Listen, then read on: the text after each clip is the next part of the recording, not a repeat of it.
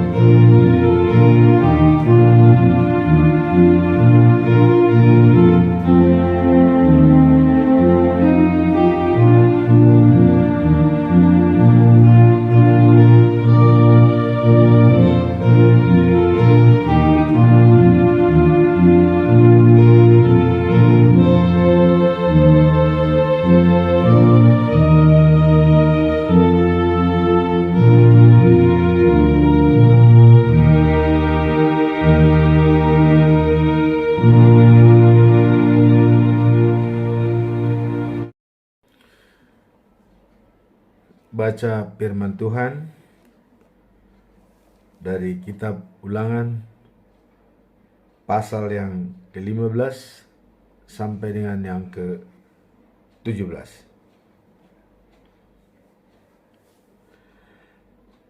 Tahun yang ke-7. Pada akhir tiap tahun ke-7, kamu harus mengadakan penghapusan hutang Beginilah caranya. Setiap orang Israel yang meminjamkan uang kepada orang sebangsanya harus menghapuskan utang itu, karena menurut keputusan Tuhan sendiri hutang itu sudah dihapuskan, jadi tidak boleh ditagih lagi. Kamu boleh menagih uang yang kamu pinjamkan kepada orang asing, tetapi tidak boleh menagih lagi uang yang kamu pinjamkan kepada orang sebangsamu. Tuhan Allahmu akan memberkati kamu di negeri yang diberikannya kepadamu. Maka di antara bangsamu tak akan ada orang miskin, asal kamu taat kepada Tuhan Allahmu dan dengan teliti melakukan segala yang saya perintahkan kepadamu hari ini. Tuhan Allahmu akan memberkati kamu seperti yang dijanjikannya. Kamu akan meminjamkan uang kepada banyak bangsa, tetapi kamu sendiri tidak akan meminjam. Kamu akan menguasai banyak bangsa, tetapi mereka tidak akan menguasai kamu. Apabila kamu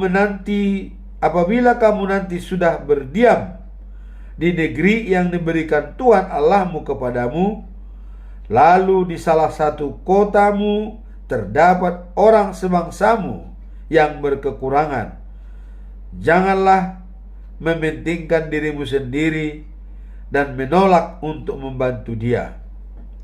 Sebaliknya, kamu harus bermurah hati dan meminjamkan kepada orang itu sebanyak yang diperlukannya. Jangan menolak untuk memberi pinjaman kepadanya dengan alasan bahwa tahun penghapusan hutang sudah dekat. Jangan biarkan pikiran sejahat itu masuk ke dalam hatimu. Kalau kamu tidak mau meminjamkan, orang itu akan berseru kepada Tuhan untuk mengadukan kamu, maka kamu akan dinyatakan bersalah. Berilah kepadanya dengan senang hati dan rela, maka Tuhan Allahmu akan memberkati segala usahamu.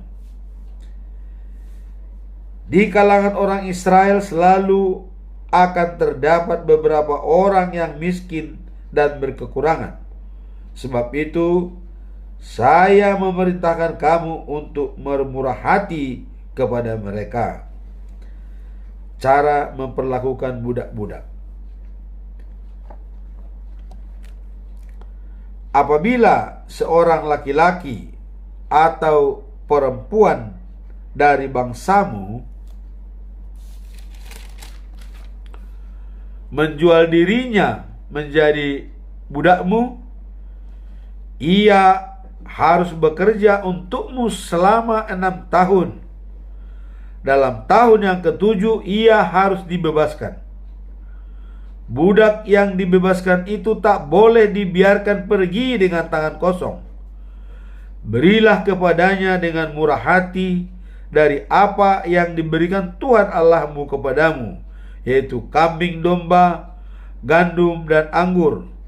Ingatlah bahwa kamu dahulu budak di Mesir, lalu dibebaskan oleh Tuhan Allahmu. Itulah sebabnya saya berikan perintah ini kepadamu. Tetapi kalau budak itu tidak mau pergi karena ia mencintai kamu dan keluargamu dan senang tinggal bersamamu, bawalah dia ke pintu rumahmu dan tindiklah telinganya, maka ia akan menjadi budakmu seumur hidupnya. Begitu juga harus kamu perlakukan budakmu yang perempuan. Kalau kamu membebaskan seorang budak,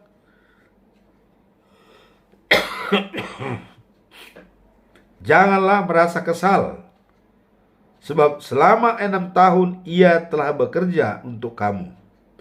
Dengan separuh upah seorang pelayan, lakukanlah perintah itu maka Tuhan Allahmu akan memberkati segala usahamu.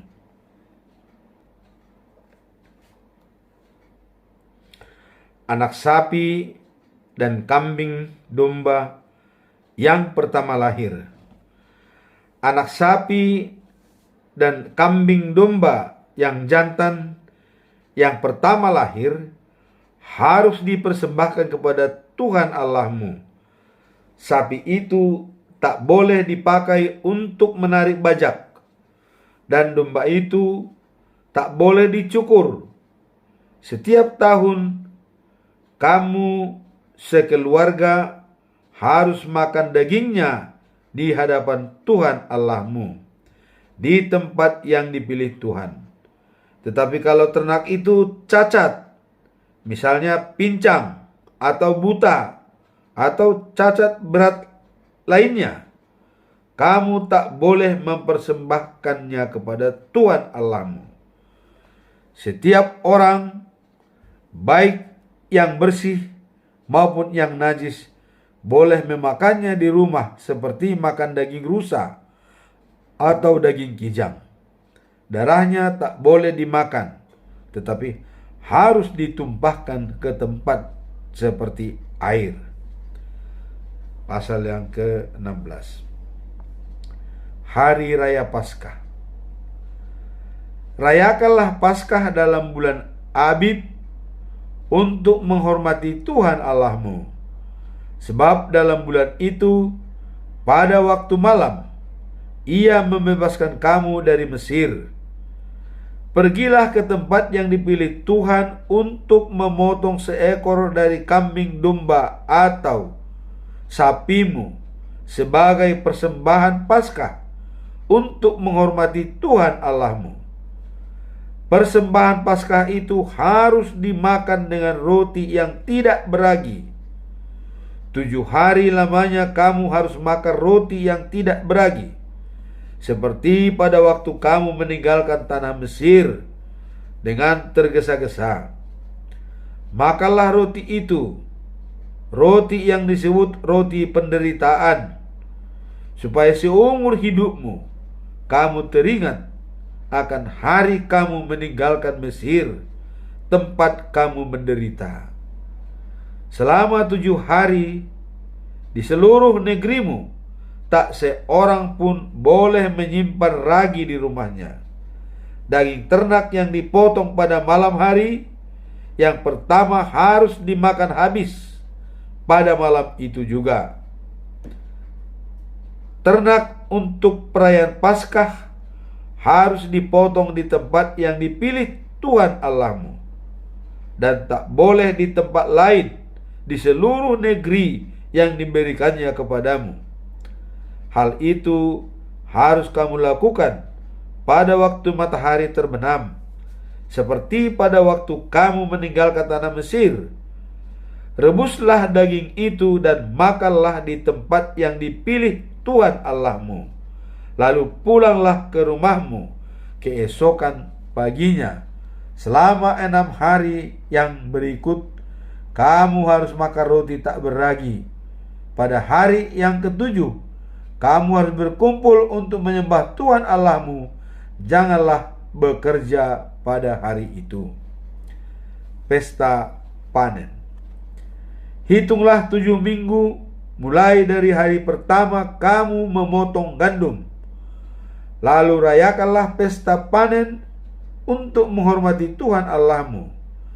Pada hari itu, bawalah persembahan sukarela kepadanya menurut banyaknya rezeki yang telah diberikannya kepadamu. Di hadapan Tuhan Allahmu, di tempat yang dipilihnya, kamu harus bergembira bersama-sama dengan anak-anakmu, hamba-hambamu, dan orang Lewi, orang asing atau yatim piatu, dan para janda yang tinggal di kota-kotamu. Taatilah semua perintahnya dengan setia, dan jangan lupa bahwa dahulu kamu budak di Mesir. Pesta Pondok Daun. Sesudah semua gandummu selesai ditebah dan semua buah anggurmu selesai diperas, kamu harus merayakan pesta pondok daun selama 7 hari.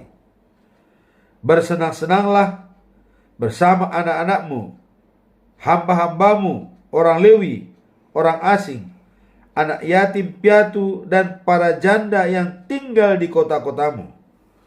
7 hari lamanya harus kamu rayakan pesta itu untuk menghormati Tuhan Allahmu di tempat yang dipilih Tuhan. Bergembiralah, karena Tuhan Allahmu telah memberkati hasil tanah dan pekerjaanmu. Semua orang laki-laki Israel harus datang menyembah Tuhan Allahmu di tempat yang dipilihnya 3 kali setahun, yaitu pada hari raya Paskah, pada pesta panen, dan pesta pondok daun. Setiap orang harus membawa persembahan menurut kemampuannya, sesuai dengan banyaknya rezeki yang diberikan Tuhan Allahmu kepadanya. Cara menjalankan keadilan. Di setiap kota yang diberikan Tuhan Allahmu kepadamu, kamu harus mengangkat hakim-hakim dan petugas-petugas lain untuk menghakimi rakyat dengan adil. Dalam mengambil keputusan, mereka tak boleh bertindak sewenang-wenang atau berat sebelah. Mereka tak boleh juga menerima suap, karena suap itu membutakan orang, bahkan orang bijaksana dan jujur, sehingga mengambil keputusan yang tidak adil. Kamu harus adil, supaya dapat menetap dan hidup sejahtera di tanah yang diberikan Tuhan Allahmu kepadamu. Kalau kamu membuat mezbah untuk Tuhan Allahmu, jangan menaruh patung berhala kayu lambang Asyera di sebelahnya, dan jangan mendirikan tiang untuk memuja berhala, karena Tuhan Allahmu membenci perbuatan itu. Pasal yang ke-17. Jangan persembahkan sapi atau domba yang cacat kepada Tuhan Allahmu, karena Ia membencinya. Apabila kamu mendengar bahwa di salah satu kotamu ada orang yang berdosa terhadap Tuhan Allahmu karena melanggar perjanjian dan perintahnya dengan menyembah dan mengabdi kepada ilah-ilah lain, atau kepada matahari, bulan, atau bintang-bintang, maka kamu harus menyelidikinya dengan teliti. Sekiranya kejahatan itu benar-benar telah terjadi di Israel, orang-orang yang bersalah harus dibawa keluar kota dan dilempari batu sampai mati. Tetapi ia hanya boleh dihukum mati kalau ada 2 orang saksi atau lebih. Seseorang tak boleh dihukum mati berdasarkan keterangan 1 orang saksi saja.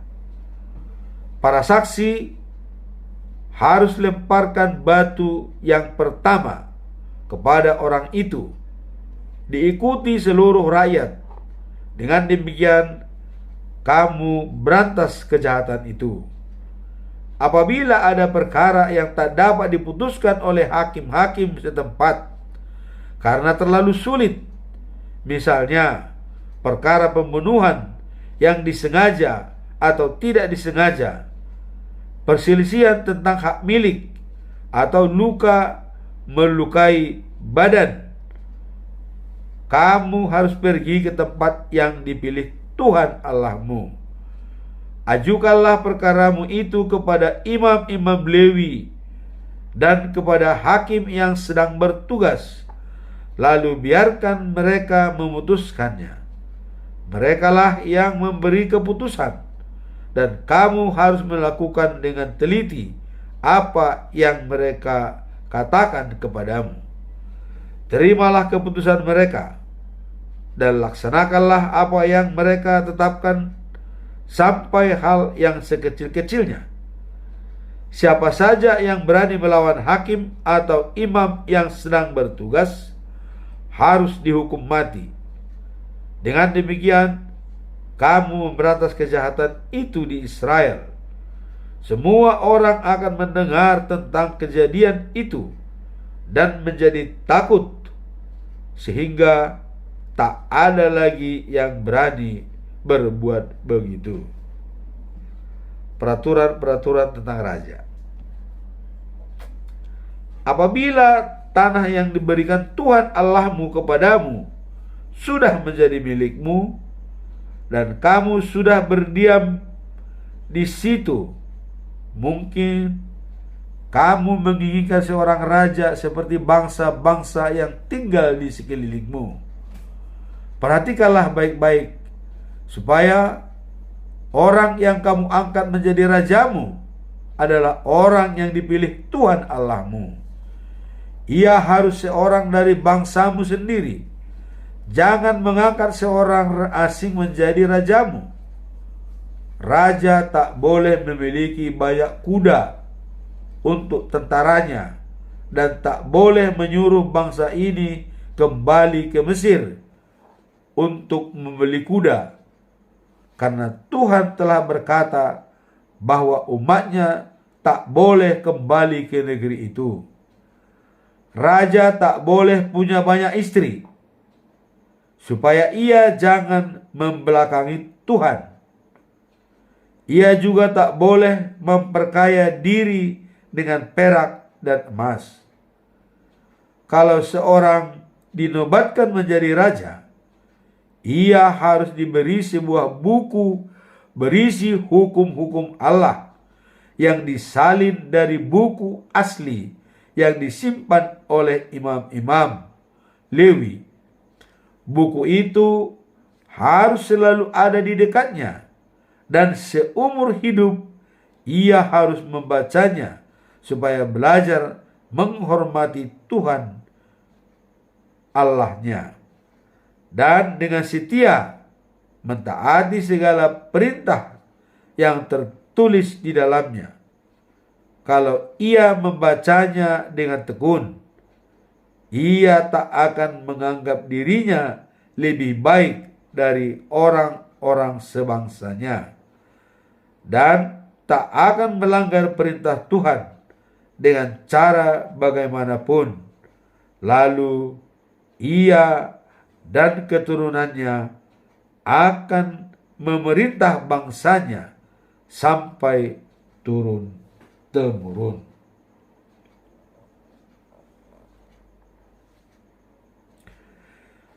Demikianlah pembacaan firman Tuhan pada sesi ini, dan kita akan lanjut pada sesi berikutnya. Semoga firman ini menjadi pegangan kita dan mengingat kembali bahwa dalam perjanjian lama banyak hal-hal yang diberikan oleh Tuhan kepada bangsa Israel melalui hambanya Musa. Demikian bacaan firman Tuhan, dan Tuhan memberkati.